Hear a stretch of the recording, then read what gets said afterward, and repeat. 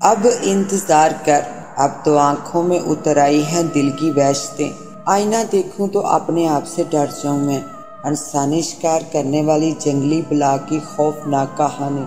ایک شاندار land Cruiser میں حویلی سے اسٹیشن جاتے ہوئے اظہر نے اپنے وڈیرے دوست محمود شاہ سے کہا تھا، تمہاری حویلی کے پچھواڑے والے جنگل میں ایک بلا رہتی ہے۔ جواباً محمود شاہ ہنستے ہوئے بولا تھا، یار اظہر، تم آرٹسٹ لوگ بھی عجیب ہوتے ہو، کاغذ پر تو شعر تک بنا لیتے ہو لیکن عام زندگی میں گدڑ سے بھی ڈر جاتے ہو۔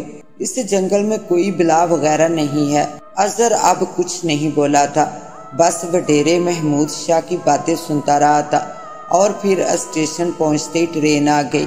وڈیرے محمود شاہ نے اظہر کو بہت محبت کے ساتھ ایک بار پھر گاؤں آنے کا وعدہ لے کر رخصت کیا تھا۔ ان دونوں کی دوستی کا آغاز اس وقت ہوا تھا جب وڈیرے محمود شاہ کی ماں بیمار ہوئی تھی اور وہ اسے علاج کے لیے شہر لے آیا تھا۔ انہی دنوں اظہر کی تصویروں کی نمائش لگی ہوئی تھی۔ محمود شاہ ایک دن پھرتے پھراتے اس گیلری میں جا نکلا تھا جہاں نمائش ہو رہی تھی۔ اظہر لوگوں کو اپنی تصویروں کے بارے میں بتا رہا تھا۔ محمود شاہ کو یہ ماحول اچھا لگا تھا، وہ ہر روز آنے لگا تھا۔ اس طرح محمود شاہ کی اظہر سے پہلے شناسائی ہوئی جو پھر دوستی میں بدل گئی۔ وڈیرے محمود شاہ کی ماں صحت یاب ہو گئی تھی۔ اس نے واپس جانے سے پہلے اظہر کے سامنے اپنے گاؤں کی بہت تعریف کی تھی، ساتھ ہی بہترین لینڈ اسکیپ کا یقین بھی دلایا تھا۔ وڈیرے محمود شاہ کا گاؤں دریا کے کنارے آباد تھا۔ وہاں ایک طرف بڑی سی ڈنڈ تھی جو پرندوں سے بھری رہتی تھی۔ پچھواڑے پر ایک جنگل تھا جہاں بہت اچھا شکار ملتا تھا۔ اس طرح محمود شاہ نے اظہر سے جلد گاؤں آنے کا وعدہ لے لیا تھا جو اظہر نے بہت جلد پورا بھی کر دیا تھا۔ اس روز وڈیرا جنگل کی سیر کے لیے نکلا تھا۔ یوں تو وہ اکثر جنگل میں لمبی سیر کو جایا کرتا تھا، لیکن اس روز وڈیرے کے ذہن میں اظہر کا جنگل میں بلا والا فکرہ ابھر رہا تھا۔ اور پھر سیر کے دوران اس نے جنگل میں جو منظر دیکھا وہ اس کے لیے نہایت حیران کن اور انوکھا تجربہ تھا۔ ڈنڈ کے کنارے ایک نوجوان لڑکی قدرتی لباس میں لیٹی ہوئی تھی۔ غالباً وہ ابھی ڈنڈ میں ڈبکی لگا کر نکلی تھی اور اب دھوپ میں اپنا بدن اور اپنے گیلے بال سکھا رہی تھی۔ اس کی ہلکی سبز رنگ کی آنکھوں میں کسی خطرناک درندے جیسی چمک تھی۔ وہ ٹکٹکی باندھے وڈیرے محمود شاہ کو دیکھ رہی تھی۔ وہ حیران تھا، یہ لڑکی یہاں کیسے آئی ہے؟ اس نے بہت حیرانی سے پوچھا تھا، تم کون ہو اور یہاں کیا کر رہی ہو؟ وہ لڑکی بولی تھی، کیا تمہیں نظر نہیں آ رہا؟ میں لڑکی ہوں اور دھوپ میں اپنے گیلے بال سکھا رہی ہوں۔ تم کہاں رہتی ہو؟ وڈیرے محمود شاہ نے مزید حیرت سے پوچھا تھا۔ یہیں اسی جنگل میں، یہ بہت خوبصورت جنگل ہے، مجھے یہاں رہنا اچھا لگتا ہے۔ تم رات کو کہاں سوتی ہو؟ وڈیرے نے لڑکی کے جسم پر نظریں گاڑتے ہوئے سوال کیا تھا۔ میں رات کو سوتی نہیں ہوں، وہ میرے لیے مصروف ترین وقت ہوتا ہے۔ اور تم کھاتی کیا ہو؟ لڑکی نے چٹخارے لیتے ہوئے کہا تھا، ماس یعنی گوشت۔ گوشت؟ کیسا گوشت؟ تم دلچسپی لے رہے ہو تو سنو، خرگوش، لومڑی، جنگلی مرغ، بھیڑ بکری کے بچے، یہ سب میں رات کو شکار کرتی ہوں۔ وڈیرے محمود شاہ نے اس کی باتوں پر یقین نہ کرتے ہوئے کہا تھا، یہ تم مذاق کر رہی ہو، اس جنگل کی لومڑیاں چلاک ہیں اور خرگوش تیز دوڑتے ہیں، انہیں پکڑنا آسان نہیں ہے۔ میں رات کو 4 پاؤں سے شکار کرتی ہوں۔ لڑکی مسکراتے ہوئے بولی تھی، تم کہنا کیا چاہتی ہو؟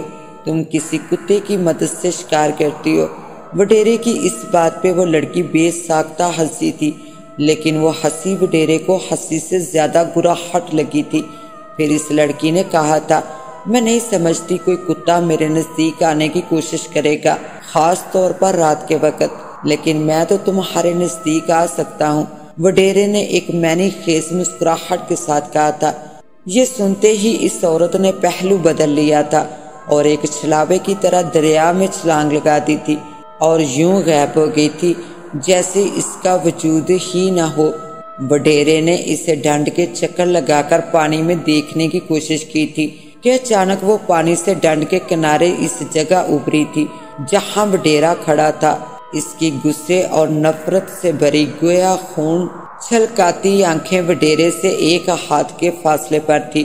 وڈیرا سمجھا کہ وہ عورت نما بلا پانی سے نکل کر اس پر حملہ کرنے والی ہے۔ اس نے اپنے بچاؤ کے لیے ہاتھ اوپر اٹھایا اور ایک قدم پیچھے ہٹا تو پیچھے کسی پتھر سے ٹکرا کر کنارے پر اگی گھاس میں گر پڑا۔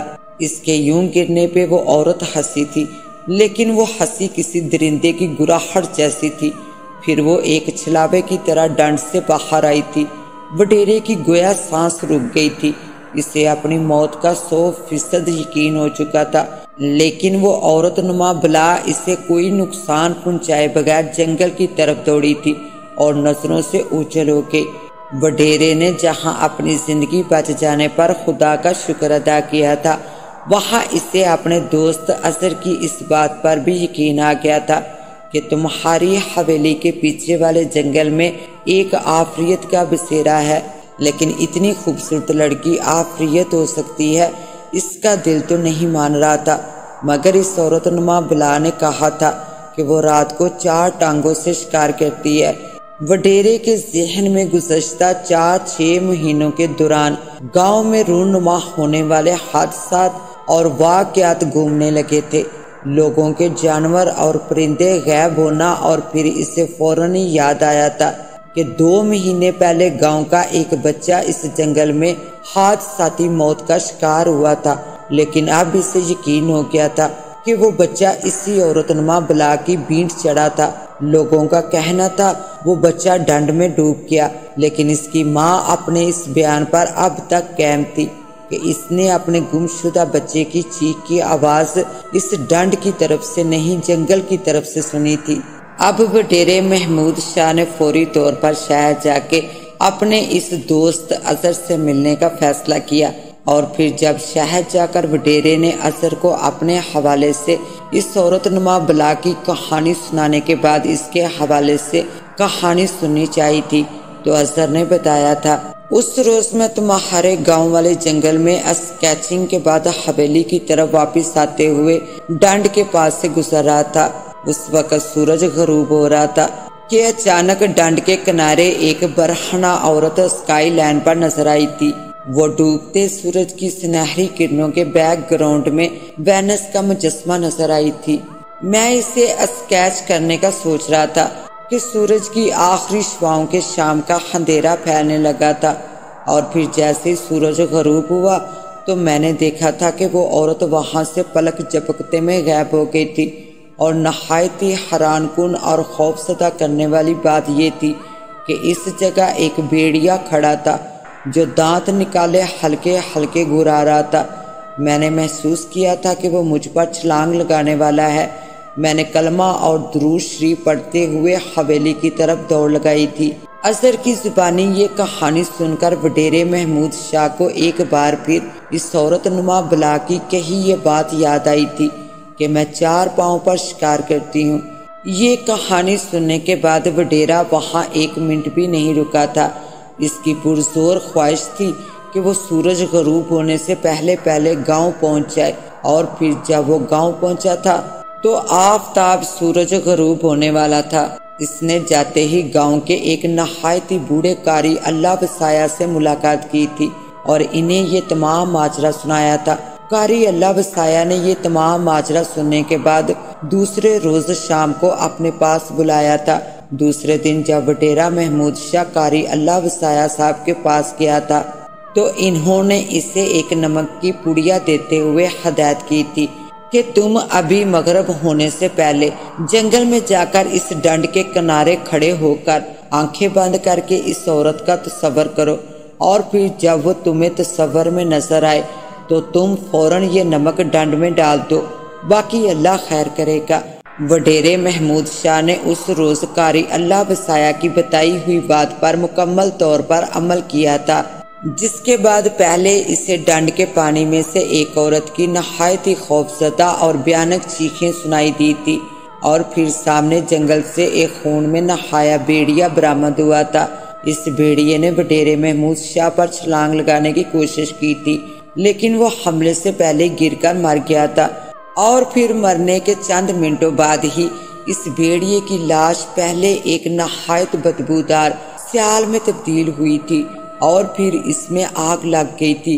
اس واقعے کو گزرے بہت سال ہو گئے ہیں۔